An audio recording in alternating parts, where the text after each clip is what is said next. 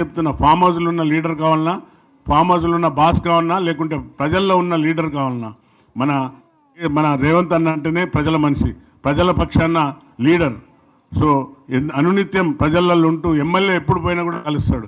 ఎమ్మెల్యేకే కాదు, సామాన్య మానవుడు పోయినా కూడా కలుస్తాడు. కానీ అదే గద్దరన్న సొంటోడు పోయి మెట్ల ముందు గంటల కొద్ది కూర్చున్నా కూడా ఇంటర్వ్యూ దుస్థితి. అందుకనే ప్రజలు తగిన బుద్ధి చెప్పిండ్రు. అయినా కూడా ఇంకా బుద్ధి రాలే.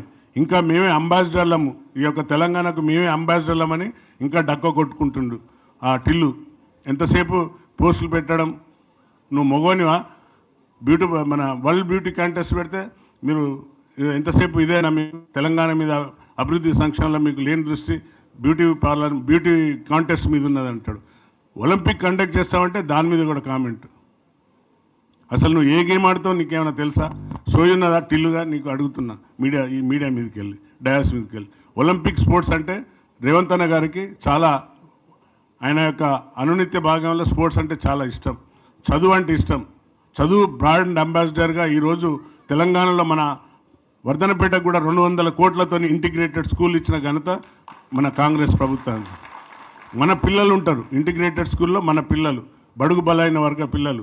డైట్ ఛార్జీలు పెంచిండు. హాస్టల్లో చదువుకునే తల్లులకు తెలుసు, వాళ్ళ పిల్లలు హాస్టల్లో చదువుకునేటోళ్ళకు 44% డైట్ ఛార్జ్, అమ్మాయిలకు 200% కాస్మెటిక్ ఛార్జ్ ఇచ్చిన ఘనత కాంగ్రెస్ ప్రభుత్వాన్ని. అనునిత్యం మహిళల కోసం ఆలోచిస్తున్నది. ఈరోజు ఇందిరమ్మ ఇండ్లు కూడా మహిళల పేర్లతోనే ఇస్తున్నది. ఎందుకంటే ఇందిరమ్మ రాజ్యం అంటేనే రోటీ కప్పుడు అవర్ మకాన్ అని చెప్పిన కదా, ఆ విధంగా ఈ యొక్క ప్రభుత్వం పోతుంది ముందుకు.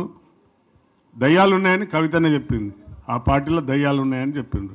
ఆ దయ్యాలకు తాయెత్తులు కట్టింది ఎవరు? ఈ అమ్మలే కదా, ఈ అన్నలే కదా తాయెత్తులు కట్టింది.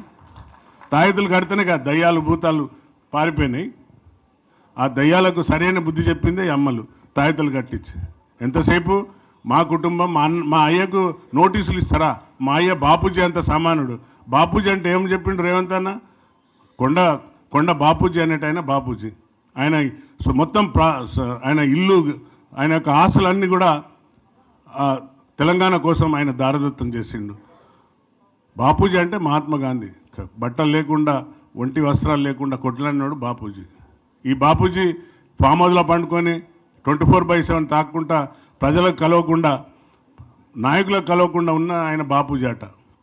కవితమ్మ ఒక నోటీస్ ఇవ్వగానే మా అయ్యకు నోటీస్ ఇస్తారా అని డంకాలు కొడుతుంది. ఇన్ని రోజులు సీసబుడ్డి ఎత్తుకొని తిరిగింది. ఇప్పుడు మళ్ళీ నేను ఉద్యమకారిని, నేను ఇప్పుడు మళ్ళీ తెలంగాణ జాగృతి పెట్టి మళ్ళీ అందరినీ జాగృతి చేస్తారట. ఇవి మన వాళ్ళు జాగృతి ఉన్నారు. మా సోదరులందరూ, మా చెల్లెళ్ళందరూ కూడా జాగృతియే కదా మిమ్మల్ని తరిమిండ్రు. తెలంగాణ 10 ఏళ్ళు నరకం చూపెట్టింది కదా. ప్రతి ఒక్కరి ఇంట్లో ఈరోజు ఇందిరమ్మ